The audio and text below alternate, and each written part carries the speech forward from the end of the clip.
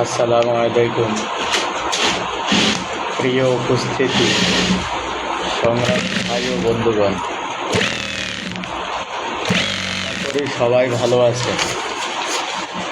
আমিও আল্লাহ রহমতে অনেক ভালো আছি।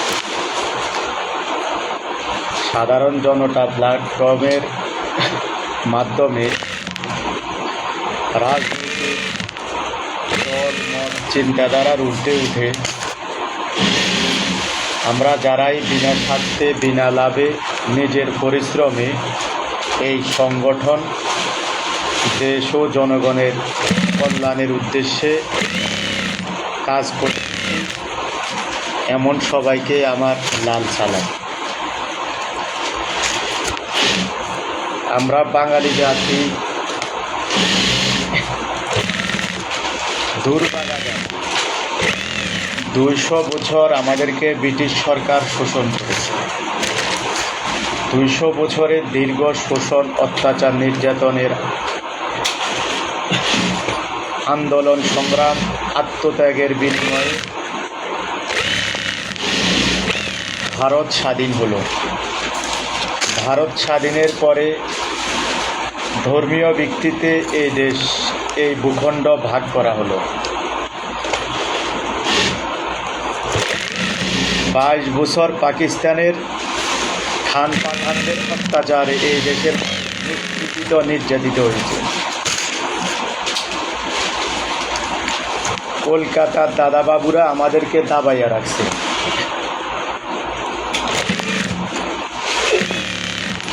দীর্ঘ সংগ্রামের পরে এই লাল সবুজের বাংলাদেশের মাতৃভূমি আমরা পেয়েছি। 30 লক্ষ শহীদের বিনিময়ে 2 লক্ষ মা বোনের ইজ্জতের বিনিময়ে আমাদের যে মুক্তি অর্জিত হয়েছে, সেই মুক্তি প্রকৃতপক্ষে আমরা পাইনি। যারাই স্বাধীনতার কথা বলে জনগণকে মুক্তির সংগ্রাম দেখিয়ে যারাই এ দেশকে নেতৃত্ব দিচ্ছে, যারা ক্ষমতায় বসছে, তারাই ফ্যাসিস্ট সরকারে পরিণত হয়েছে। বাকশাল গঠন করে এই দেশের মানুষের মুখের ভাষা তারা কেড়ে নিয়েছে। 74-এর মতো দুর্ভিক্ষ এই দেশে আদৌ কোনো দেশে আর হবে কিনা সেটা বোধগম্য নয়। 75-এর হত্যাকাণ্ডের মাধ্যমে, গণবিপ্লবের মাধ্যমে এই দেশ আবার মুক্তি পেয়েছে। 80-তে এই দেশ আবার স্বৈরতন্ত্রের হাতে চলে যায়। দীর্ঘ 10 বছরের লড়াই আন্দোলনের পরে এই দেশ আবার মুক্তি পায় 1990। বারবার এই দেশের জনগণের ভাগ্য নিয়ে ছিনিমিনি খেলছে যারা রাষ্ট্র ক্ষমতায় ছিল তারা। দীর্ঘ 16 বছর এই দেশের জনগণকে ভারতের তাবেদার রাষ্ট্র হিসাবে বানিয়ে রাখছে শেখ হাসিনা।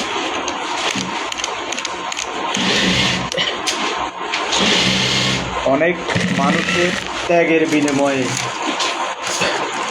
2 সহস্রাধিক মানুষের ছাত্র জনতার জীবন দানের মাধ্যমে আমরা এই দেশ আবার 2024 সালে স্বাধীন করি। কিন্তু স্বাধীনের পরে আমরা কি দেখতেছি?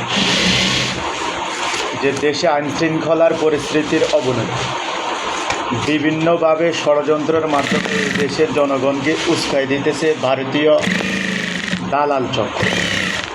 ফ্যাসিস্ট সরকারের দোসর যারা, তারা সারা দেশে ব্যবসায়ী লীগ নামে যে সংগঠন ছিল, তারা জনগণের উপরে দ্রব্যমূল্যের স্টিম রোলার চালু করে দিচ্ছে।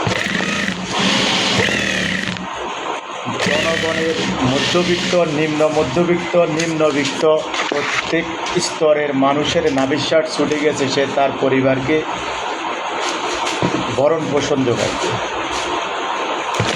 প্রত্যেকটা নিত্য প্রয়োজনীয় পণ্যের দাম আকাশে।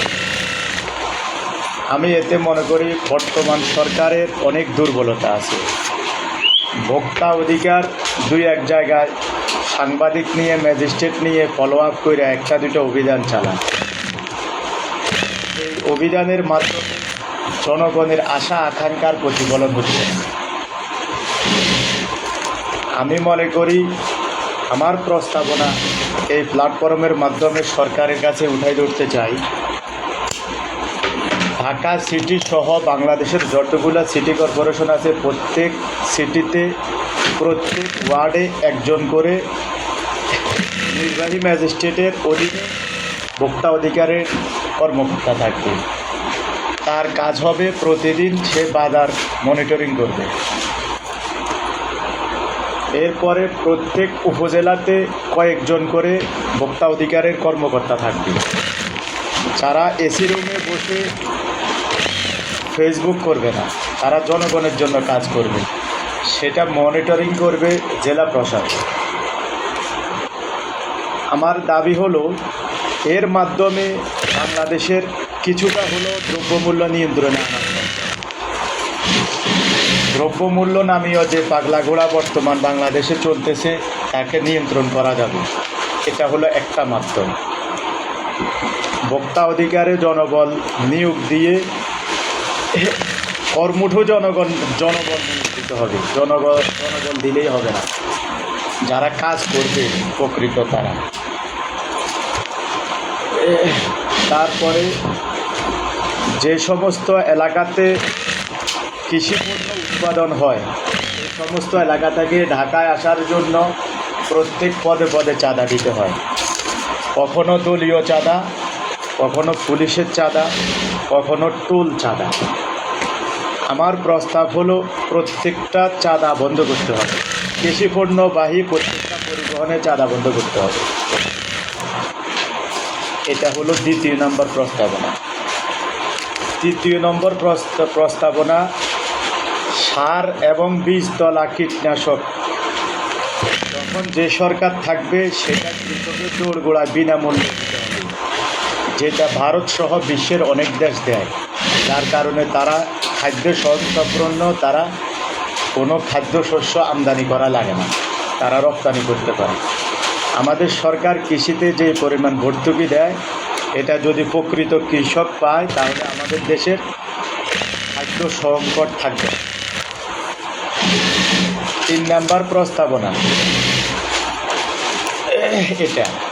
4 নম্বর প্রস্তাবনা, ঢাকা শহরে যে আড়তগুলোতে কৃষিপণ্য, শাক সবজি, আদা, পেঁয়াজ, রসুন, তেল, চাল, ডাল বিক্রি হয়, এই প্রত্যেকটা আড়তে বড় একটা অংশ ব্যবসায়ীরা চাঁদা দিতে হয় দলীয় ক্যাডারদেরকে, যখন যারা ক্ষমতা থেকে তাদেরকে। প্রশাসন এই চাঁদাগুলোকে বন্ধ করতে হবে। নৌকাঘাট, লঞ্চঘাট, বাস টার্মিনাল, ট্রাক টার্মিনাল, বিভিন্ন জায়গায় এই চাঁদাগুলো বন্ধ করতে হবে।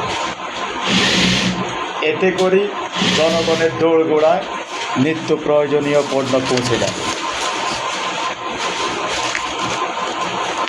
কৃষক যেই পণ্য উৎপাদন করে সে তার ন্যায্য মূল্য পায় না। জনগণ ন্যায্য মূল্যে শাক সবজি সহ নিত্য প্রয়োজনীয় জিনিস পায়।